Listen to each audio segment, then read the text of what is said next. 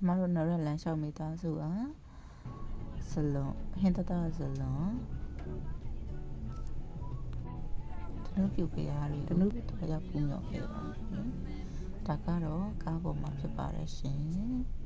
ကျမတို့ကားပေါ်ရောက်တဲ့အခါပထမဦးဆုံးပထမပေါ့ပထမအနေနဲ့ကင်းအောင်ပထမလို့ပြည့်စည်စတဲ့တို့ကိုဘလူးထူနဲ့ဖွင့်ကြတယ်ပြီးမှကိုနဲ့တက်ရတဲ့အခွဲအားလုံးကျန်တဲ့မဲ့တခြင်းလေးကိုရေးဖွင့်ကြပါတယ်ကျမတို့မိသားစုပါဆိုရင်မနက်9:45မှာဆွေရမှာစုံကြပါလို့ရှင်4နာရီတိမှာဆွေရကနေပြီးတော့စတင်ပြီးတော့ခရီးထွက်ပါပါတယ်ခရီးထွက်ပါရင်လည်းမပြင်းရအောင်ကပေါ့နော်ကပြဆိုကြခါကြဆိုကြပါလို့ရှင်မိသားစုတွေအကုန်လုံးကစစ်စစ်ခဲနဲ့ပျော်ပျော်ရွှင်ရွှင်နဲ့ခရီးစဉ်နဲ့ရှာလာပျော်ပျော်ရွှင်ရွှင်စစ်စစ်ခဲနဲ့တပုတ်နဲ့ရိုက်ချစားကြတောက်ကြနဲ့ပျော်စရာကောင်းတဲ့ခရီးစဉ်လေးတစ်ခုဖြစ်ခဲ့ရပါတယ်ခရီးစီစဉ်ပြီးတယ်အခုရှင်မမမေဆိုးနဲ့မမမေဆိုးအမျိုးသားမမမေဆိုးတို့မိသားစုတို့အားလုံးကိုကျေးဇူးတင်ပါတယ်ရှင်မမမေဆိုးတို့မိသားစုအားလုံးကျမပါလေကျမပါစီလိုရင်းဆန္ဒပြေပါပါစေရှင်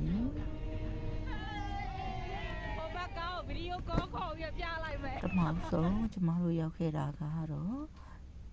ဒီလောကဥဆောင်ရှင်သာလျောင်ဖရာကြီးပဲဖြစ်ပါတယ်ရှင်ဖရာကြီးကိုခွဲတွေတူဖူးမြော်မိတယ်နောက်ပိုင်းမှာကျမတို့ကဟင်းသာမှာရှိတယ်တီရီမီဟင်းသာမွေးငါအနေစတာအုံတို့ခောက်ဆွဲအနေဆိုင်မှာမနက်စာကိုသုံးဆောင်ခဲ့ပါတယ်ရှင်ဆိုင်ရှင်ရဲ့ဖိတ်ကြားမှုကြောင့်ကျမတို့ဟာမနက်စာကိုအားရပါရသုံးဆောင်ခွင့်ရခဲ့ကြပါတယ်ရှင်အဖွဲဝင်လူကြီးတယောက်ဖြစ်တယ်မမတက်ကဟင်းတတာကိုမြဲတမ်းလာနေကြတာမဟုတ်ဟင်းတတာကမွေးငါနဲ့ထုတ်တွေကိုရန်ကုန်ကမမတွေအမြဲတမ်းမာယူစားတောက်လေးရှိပါတယ်ဒါကြောင့်မို့လေဟင်းတတာမွေးငါနဲ့ထုတ်ကိုလူတိုင်းနှစ်သက်ကြပါတယ်ရှင်ဒါကတော့ဒုတိယမြောက်ဖေဟာငါမျက်နှာဖေဟာပါရှင်ဒါကတော့ဥပရဲ့စီရီတော့ဖြစ်ပါတယ်ရှင်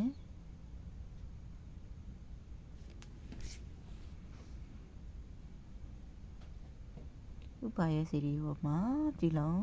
ကကြောက်ဥပရဲ့စီရီတော့မှာကျမတို့ကတပုံလေးတူတူရိုက်ကြပါတယ်ဒါကတော့အဲ့နားမှာရှိတဲ့ချောင်းကလေးနဲ့ဇီးကလေးဖြစ်ပါတယ်ကျမတို့ကခရီးစဉ်တခြားတစ်ဖက်နဲ့တစ်ဖက်ကူတဲ့အခါကျရင်မပြင်းရသေးအောင်ဒီလိုမျိုးကကြပါတယ်ဒါကတော့ကျမတို့တီချေ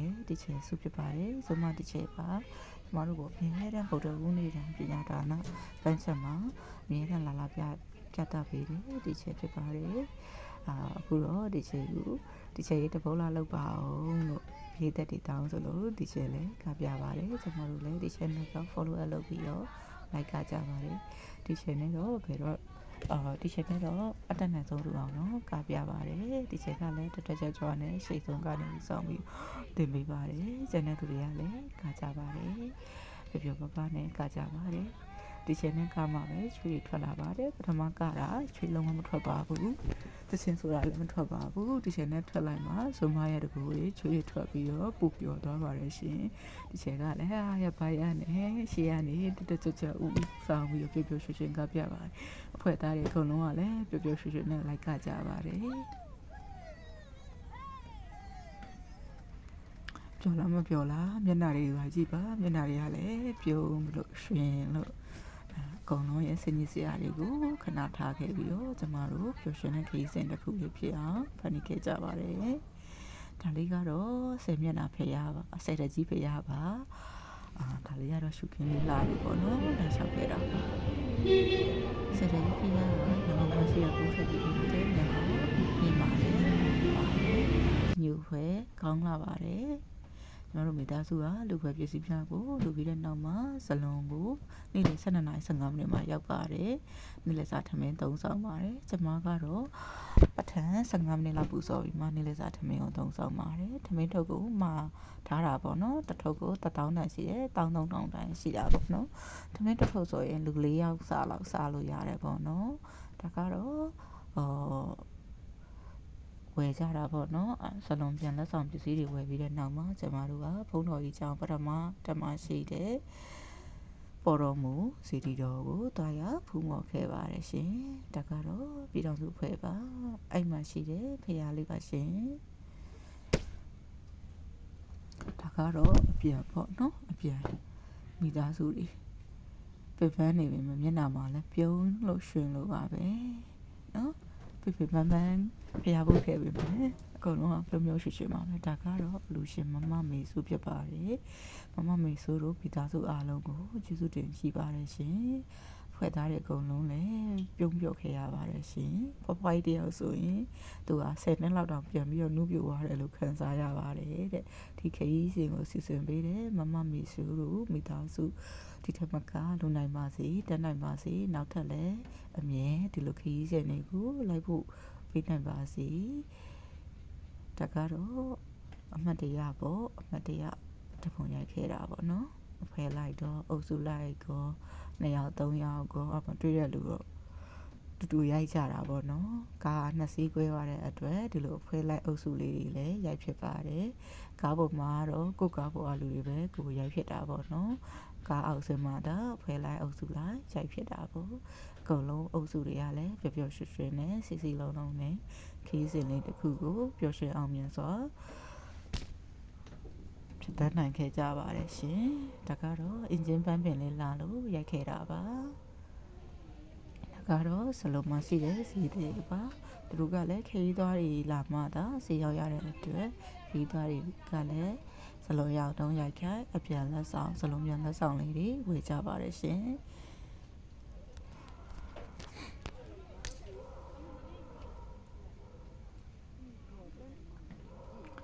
ကျမတို့ကလက်ဆောင်ပစ္စည်းများကိုဝယ်ယူပြီးတော့လမ်းမှာလည်းပိန်လက်သီး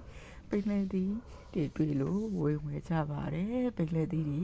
1000တန်လည်းရှိတယ်3000 5000တန်လည်းရှိတယ်5000တန်လည်းရှိတယ်4000တန်လည်းရှိတယ်ပိန်လက်သီးအစားအစာတွေဝယ်ယူပါတယ်ဒါကတော့ခဏလာနေခဲ့တာကဲရောက်တရားကိုအမူအရာလေးတစ်မျိုးပေါ့ကဲဟုတ်ပြီโอเคဟုတ်ပါပြီရှင်အန်ဒီဆွေမမဆွေအမူအရာလေးတစ်မျိုးလားလာတယ်ကဲအမူအရာလေးတစ်မျိုးလားစွန်ပါကွက်လေး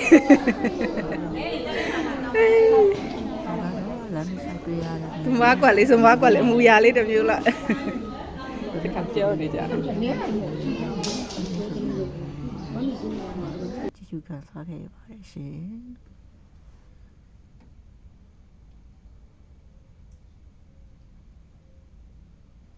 ဒါကတော့ဥမာတန်ဒီကန်းချီရောက်သွားတဲ့မမ2ယောက်ပါမမယူ